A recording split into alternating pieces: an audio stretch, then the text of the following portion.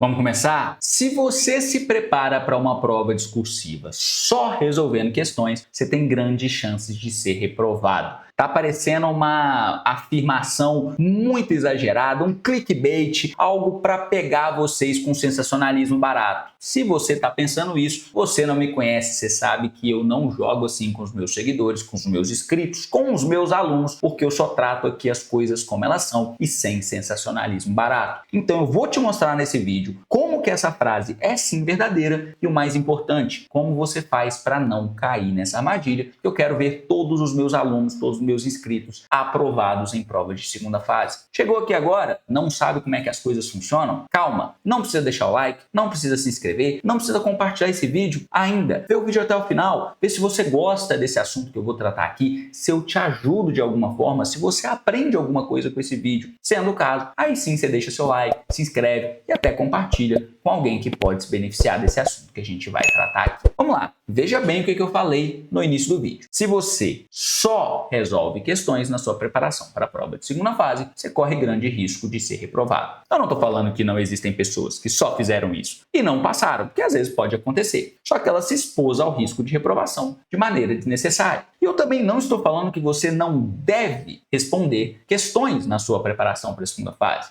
Muito pelo contrário. Se você vai enfrentar questões, você precisa resolver as questões para você ir se habituando ao que você vai enfrentar na sua prova de segunda fase. O problema é quando você começa a querer só responder as questões e não se preocupa em estudar o espelho, em fazer esse estudo da banca, porque isso sim pode custar a aprovação. Vamos lá. Quando a gente fala, por exemplo, que a CESP tem uma tendência a cobrar jurisprudência, ou que a CESP tem uma tendência que, mesmo que ela não faça uma pergunta expressa no enunciado, por exemplo, ela te pergunta se teve a prescrição. Está ali questionando o conceito de prescrição? Mesmo ela não fazendo essa pergunta expressa, às vezes ela inclui no espelho essa resposta. Então, numa pergunta CESP, se teve a prescrição ou não no caso concreto, é bem provável que o seu enunciado cobre que você primeiro conceitue o instituto da prescrição e depois responda à pergunta expressa no enunciado, que é se houve ou não prescrição naquele caso concreto. Quando a gente fala que a banca FCC atualmente, porque antigamente o pessoal que é mais das antigas sabe que o pessoal brincava que a FCC é a Fundação Copia e Cola, que só cobrava letra de lei, a gente sabe que atualmente tem cobrado bastante jurisprudência também, mas com peso maior de entendimentos mais consolidados da jurisprudência dos tribunais superiores. Por que a gente pode falar isso? Porque a gente vai lá, por exemplo, analisa as provas da PGE Goiás 2021-2024, a gente vê que quase todas as questões cobraram ali, exigiam algum conhecimento de jurisprudência. Então, eu estou dando esses exemplos para vocês que podem se aplicar a qualquer banca, por exemplo. A Vunesp em peça tem um histórico de exigir que você date a peça no último dia do prazo, aí dá um calendáriozinho ali para você conseguir contar. Também a gente consegue fazer essas afirmações analisando os espelhos. Então, por isso que é importante que você, além de resolver a questão, estude o espelho das bancas, porque é lá que você vai identificar, primeiro, essas tendências da banca e em que ponto você está pecando. Um problema que eu identifiquei comigo logo que eu estava fazendo provas, e a minha prova de 2013 foi CESP, foi justamente que eu não tinha paciência, eu não tinha me atentado para a necessidade de conceituar o instituto, mesmo que o meu enunciado não tivesse cobrado isso expressamente. Então, quando eu identifiquei que era isso que eu estava errando, isso me ajudou bastante a ter muito mais pontos na minha prova de segunda fase. Então, de novo, se isso não ficou claro o suficiente, não estou dizendo para vocês não resolverem questões, muito pelo contrário, vocês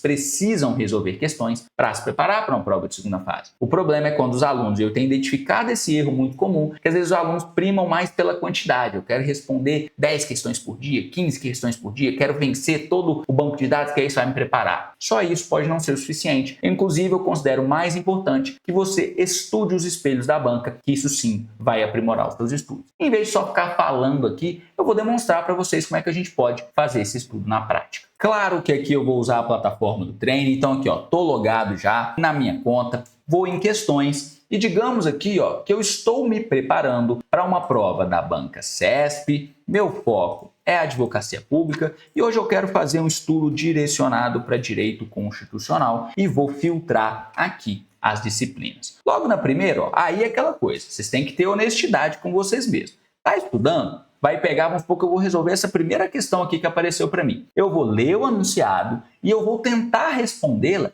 sem ver o espelho antes, porque senão também não é treino, né? Então a gente dá uma olhada aqui, tá falando sobre previsão constitucional de coisa julgada, força dos precedentes em repercussão geral, conceito e natureza da ação rescisória e possibilidade de sua propositura no caso em apreço, que aqui está falando, uma ação contra o Estado, e aí depois do entendimento posterior do STF sobre a norma constitucional, é claro que vocês vão ler o enunciado aqui de uma maneira bem tranquila, bem atenta, né? Estou aqui passando só para mostrar, porque o meu foco aqui não é como ler enunciado, é como estudar o espelho. E a relativização da coisa julgada, inexigibilidade do título executivo e hipótese de preclusão. Resolveu ler o enunciado inteiro aqui? Resolveu? Aí é hora de estudar o espelho. Você vai dar uma olhada naquilo que está na sua resposta e que você pode ter incluído ou não na sua resposta que está no espelho. E mais importante do que isso, você vai começar a prestar atenção nisso aqui, olha. Tudo bem que foi uma prova sem consulta, mas olha só, o enunciado cobrava o conhecimento do inciso 36 do artigo 5º da Constituição.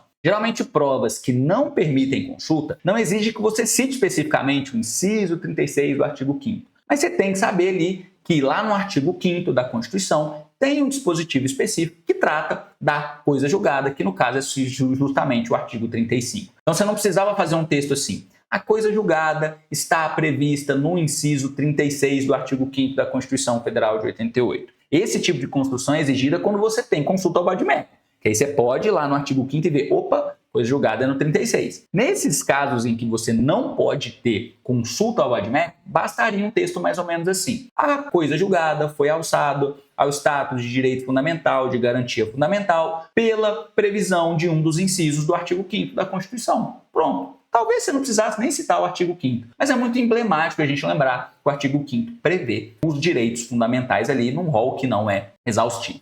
Então, já identifiquei aqui, que me cobrou o conhecimento da legislação. A gente pode incluir aqui, texto constitucional, até também como uma forma de legislação no sentido amplo. Olha só, o STF já cobrou o entendimento do STF, que ele considerou constitucional o artigo, isso aqui é cobrança de jurisprudência. Todo esse parágrafo aqui, é você entender a jurisprudência do STF, possibilidade de relativização da coisa julgada. Veja aqui que nos conceitos avaliados, ele te pede até assim, vamos ver o seguinte, a previsão da coisa julgada, igual eu falei, tem que falar da previsão constitucional, mas não precisa citar o dispositivo específico, beleza? E aí você tem aqui, o seu espelho de correção, e é isso que é importante você identificar nesse padrão CESP, beleza? E aí você faz isso com todas as questões que vocês forem resolver. E aí eu gosto de usar esse exemplo, escolhi a matéria de constitucional como exemplo, que eu sei que eu vou chegar em breve num caso aqui que eu achei muito emblemático da banca CESP sobre aquilo que eu falei com vocês. Era essa questão aqui,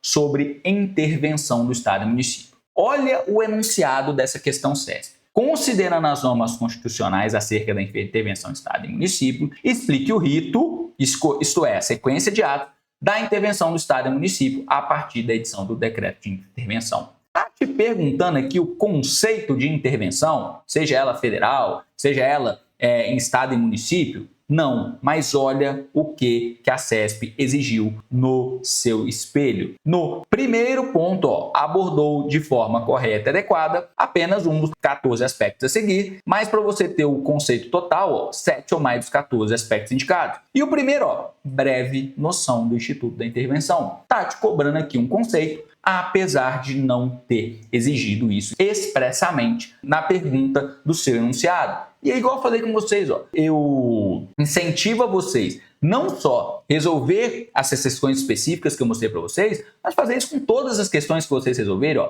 Essa aqui, sentou, leu, resolveu, vai estudar o espelho, tá tudo aqui compiladinho, jurisprudência do STF, Constituição, para você conhecer. Aqui você já teria que citar especificamente os dispositivos, porque ela foi realizada com consulta. Vamos ver aquilo que eu falei com vocês? Vamos mudar um pouquinho, vamos tirar aqui de direito constitucional e vamos colocar a banca aqui, a FCC, para ver se ela está cobrando mesmo jurisprudência, igual eu falei com vocês. Você vai fazer a mesma coisa. Você vai fazer questões da FCC, vou resolver essa aqui, Estado de Goiás, PGE Goiás, tal. Foi justamente o exemplo que eu dei para vocês, E aí vamos lá. Cobrou a lei complementar federal, cobrou o estudo do impacto, artigo 2º, pelo menos aqui numa leitura inicial, essa questão aqui foi um pouco mais legalista, já me chamou a atenção uma coisa, cobrando conhecimento da lei estadual, que é o que a gente sabe que é uma marca também da FCC, de cobrar um pouco mais a legislação do Estado de Goiás. Não li aqui, fiz uma leitura dinâmica, mas vamos ver para o próximo aqui, ó. Também FCC, PGE Goiás, vamos ver esse aqui, ó. Assim, ó, entendimento do STF, súmula do STF, que nada mais é que entendimento consolidado. Também aqui, ó, novamente lei complementar estadual. Então já me dá mais esse exemplo aqui, mais uma tendência, mais um indicativo de estudo. Então se você vai fazer uma prova FCC, te recomendo a ficar de olho também, além dos entendimentos do STF, como eu já tinha falado com vocês, ó, entendimentos mais consolidados, também lei complementar estadual. E aí, um cuidado que eu preciso falar para vocês, vou até tirar esse fundo aqui para a gente conversar mais olho no olho, é o seguinte: o tempo todo eu falei com vocês aqui como tendência, como forma de estudo. Isso aqui não é método de adivinhação, até porque se eu pudesse adivinhar com certeza absoluta que vai cair nas bancas, eu não estava nem aqui sendo professor. Eu estava vendendo métodos milagrosos. Imagina ter o poder de prever com exatidão o que vai cair. Rapaz, eu ia fazer o melhor curso de todos os tempos, indicando os meus alunos o que estudar exatamente, não é mesmo? A ideia aqui não é a gente adivinhar, é a gente se preparar, olhando sempre para trás, né? Porque o espelho retrovisor é sempre mais claro do que o futuro, tendo em mente o seguinte pensamento: se a banca tem essa tendência de fazer essa cobrança desse jeito, é provável, mas não é 100% certo, que ela vai fazer essa cobrança daqui para frente. Tanto que, por vezes, a gente é surpreendido. Falei, PGE Rondônia, que foi lá, cobrou jurisprudência do TST. Existem casos isolados, mas, no geral, a banca não costuma se distanciar, fazer uma grande ruptura de uma prova para outra. Então, vale a pena, sim, você destacar um tempo dos seus estudos para fazer esse estudo das questões, resolver as questões antigas, entender as tendências da sua banca, que isso vai te preparar muito bem. E para você que já está se preocupando com as provas discursivas, eu preciso mostrar para você o curso mais completo que nós lançamos junto ali em parceria com o Treine. Eu sou coordenador dos cursos de provas subjetivas da área de procuradoria lá no Treine Subjetivas e estão abertas as inscrições, melhor dizendo, do nosso curso regular. De novo aqui da tela inicial que vocês já conhecem, dessa vez eu vou em cursos. Claro que eu já estou matriculado aqui, ó, no Regular Procuradorias, eu vou no meu portal do aluno, tudo certinho, e vou onde? Nos meus cursos aqui, ó,